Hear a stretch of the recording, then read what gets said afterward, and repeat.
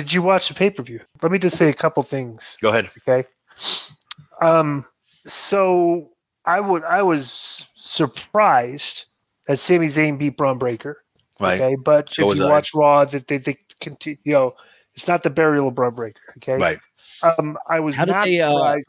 Disco, I didn't see it. How'd they format that match? Did Sammy just get one on him at the end like a small package, or did they make it kind of 50-50? No, Braun looked good. They both looked good. Okay. They both looked good. So there were some creative spots. I saw highlights of the men's Money in the Bank. I knew Drew was going to win, but there was actually a very creative spot near the end.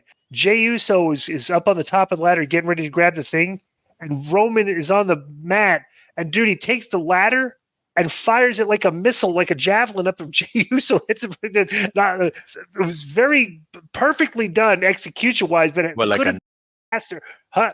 What now? Was it like the ladder? No, he has a ladder, and he's taking that ladder, and he throws the ladder like a missile. Yeah, like up into Jey Uso, hits Jey Uso up on the head and knocks him off the thing. Wow! It was a really good looking. I was like, wow, that's like it's like a stunt. It's like literally like a stunt man should have been doing that. You know. So Drew won.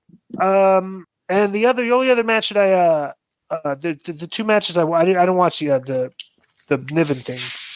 But so there was a spot at the end of the Rollins and Rollins and what's his name? Drew. Not Drew, excuse me. Rollins and Priest. Okay.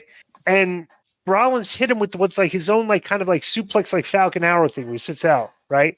And Priest didn't kick out. Yeah. Okay. And the ref counted 1, 2 and stopped the count and said 2, even though Priest was motionless and flat on his back, right? And I watched it back, and everybody was wondering, wow, why didn't he kick out of the thing? Bro, the spot was is Priest picks up Rollins for the Falcon Arrow.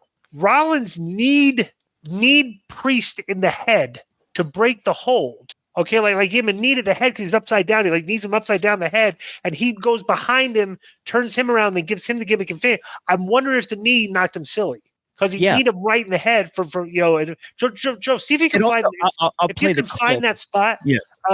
But also, I thought, and see what you think about this, that it was supposed to be 1, 2 Drew's music hits, or because Drew was maybe. But however, he didn't kick out, and the referee just stopped the count, and Drew was still laying there, or Damien was still, Priest was still laying there, right? So I'm just wondering if that knee knocked him silly. It could have happened. So then what happens? So Drew comes out, they hit his music, and he comes down, and he says, "I'm going to cash in." The announcers covered say it's a 3-way now because there hasn't been a pin. Drew has inserted himself into the match. Now because it's a 3-way, it's no disqualification. So Punk comes out of nowhere and just beats the Drew because it's a 3-way. It's no DQ. And Priest ends up beating Drew. Seth had been taken out earlier. Now Seth gets up after the match and Punk's sitting on the desk. Now Seth is Punk because the stip of the match was as long as Priest is a champion, Seth doesn't get another shot. Yeah. So he's like that. So it's just very clever way to get all these guys to get beef with each other. You know, so it was a very good booking. But the execution was because he didn't kick out. It's hard to not. It was hard that they didn't even address it, because remember they addressed the thing with Gunther when Orton's shoulders weren't down and stuff. Remember they made that a big deal out of it when it was an obvious mistake, right? So here's an article about it that's also going to tell you what Hunter said after the show. It says, before McIntyre cashed in the contract, Rollins pinned Priest after hitting him with a Falcon Arrow, to which the latter was supposed to kick out. However, referee Rob Zapata stopped counting at 2 despite Priest not making any sort of movement and ruled that he had kicked out. So Triple H said, human beings in a ring, mistakes happen, things happen, it is what it is. And for me, now looking at that, if that was something I was involved in as a talent, I don't care how good the rest of it was. That would be all I would think about. It's a shame that all people will talk about and all people will hit Damien Priest with, while he had a phenomenal performance tonight, a bunch of people will attack that, criticize that, and comment on that. Yeah, it's true, because bro, they very rarely make mistakes on that show. And here's exactly what he said. Several suggestions have been floated as to why it occurred, with some suggesting McIntyre's entry music was supposed to interrupt the count, but a production error stopped that. Others claim Priest was disoriented and therefore missed his kick out. So. Yeah, he's disoriented because the breakup of the original suplex was him kneeing him in the head. And that could absolutely, bro, you could need, even if it's a short knee, you need square the head. It's like, boom, right? I would suggest that's what happened. That would be my guess. So then in the sixth man, they made Solo look really good. And they made Jacob Fatu look really good. And they made Solo look really good, and they pinned Cody, which you was expected. And they stood Cody face down in the middle of the ring after the show, and the Bloodline all three. So watch this. We go back a tad. Oh, so he does it to him. Now watch. Boom. See? He needed him in the head, and they gave it to him.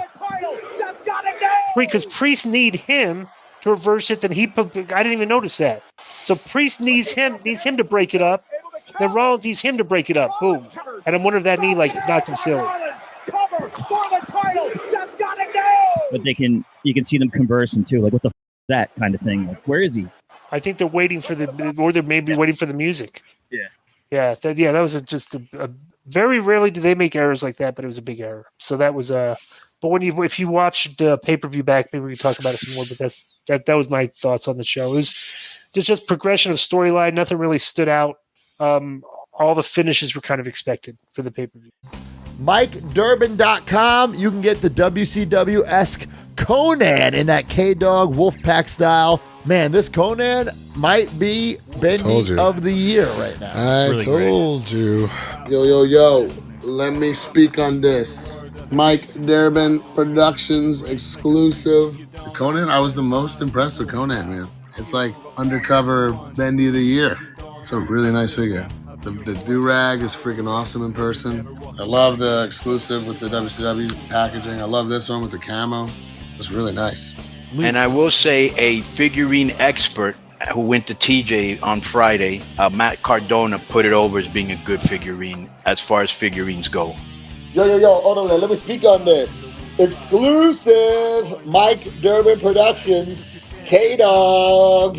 Look at that, listen to K-Dog, keeping it 100, logo on the back, MikeDurbin.com. Get it right now. Low key might be Bendy of the Year. Go get it.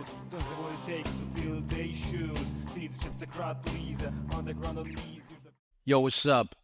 I just want to thank you guys for watching this clip. Don't forget to hit the like button, leave a comment, and subscribe. And join our YouTube membership for hours and hours of exclusive, unedited, uncensored content. And being a member will help you get involved in our upcoming live streams. Thank you for your support. Thank you for riding with us. I know you got a lot of other podcast choices, be it wrestling or other ones. And thank you for picking us. Boom.